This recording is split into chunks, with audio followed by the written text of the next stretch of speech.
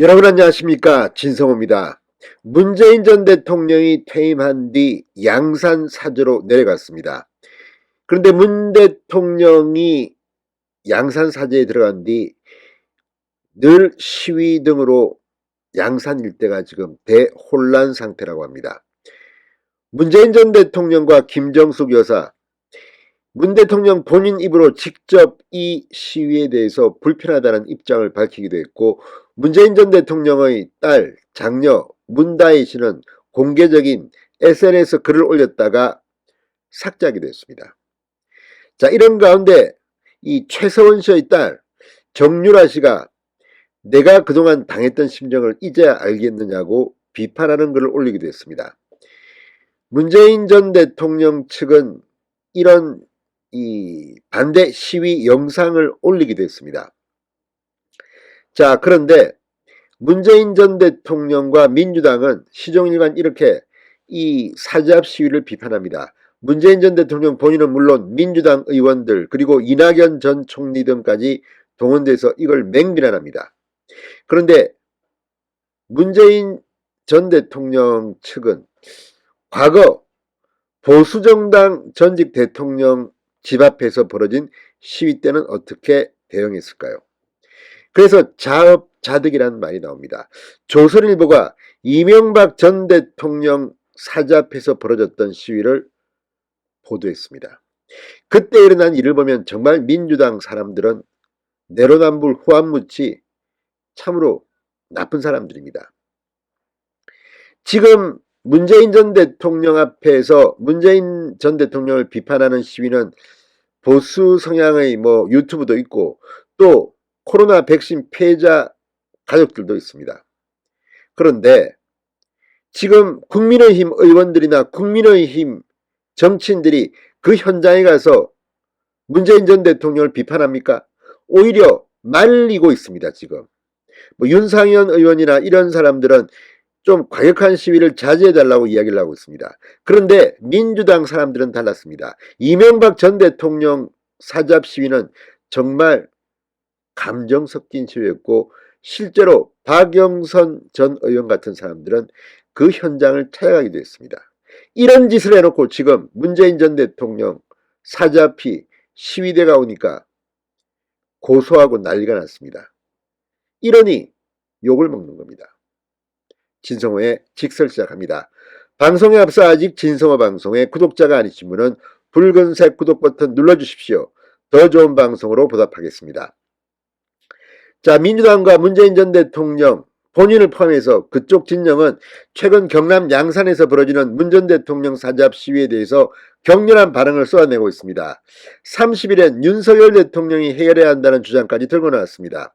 그렇다면 문재인 대통령 시절에는 어땠을까요? 2017년입니다. 이명박 전 대통령 사저 앞에서 쥐새끼 이런 막말을 쏟아낸 시위가 4개월간 벌어졌습니다. 지금 문재인 전 대통령은 20일쯤 됐습니다. 양산 사저로 간지. 그렇지만 이명박 전 대통령 사저 앞에서는 4개월간 이런 시위가 벌어졌다고 조선일보가 보도했습니다. 그런데 당시 민주당은 오히려 이 시위에 참가하고 독려했다고 합니다. 지금 국민의힘이 이런 문재인 전 대통령 사저 앞 시위를 독려하고 참가합니까? 조선일보에 따르면 지난 2017년 10월부터 이명박 전 대통령의 서울 논현동 사저 앞에는 거의 구속을 촉구하는 단체들의 시위가 매일같이 진행됐다고 합니다. 당시 쥐를 잡자 특공대와 이명박 심판 범국민행동본부 등은 이명박 전 대통령이 구속되기 전까지 1인 시위, 단식운동, 촛불집회 이런 것들을 이어갔다고 합니다. 이들은 이명박 전 대통령이 감옥에 갇힌 그림이 그려진 팻말을 들고 GXX 나와라, 욕설을 외치거나 적폐청산, 제조산화를 위한 촛불은 꺼지지 않는다 등의 문구가 적힌 현수막을 들고 행진을 하기도 했습니다.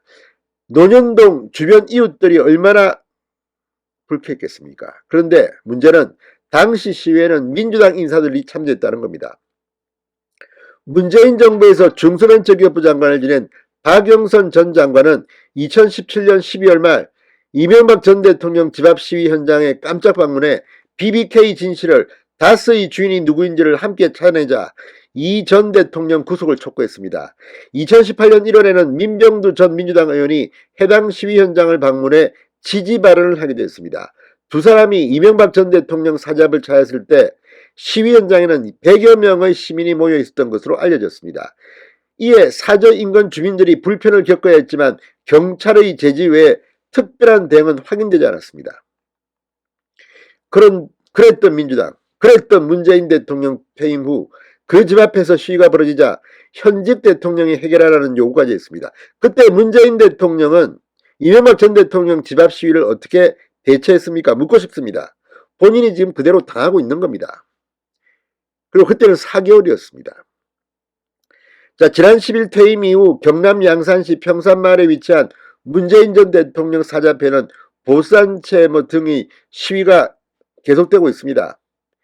자, 그런데 문제는 지금 이게 국민의힘이 독려합니까? 참가했습니까? 이런 것들을 보면 정말 문재인 정권 사람들은 내로남불입니다. 이명박 전 대통령을 그렇게 괴롭힐 때는 문재인 대통령이 뭐 했습니까? 당해보는 일도 알겠습니까? 저는 과격하거나 욕설이 섞인 시위는 반대하는 입장입니다.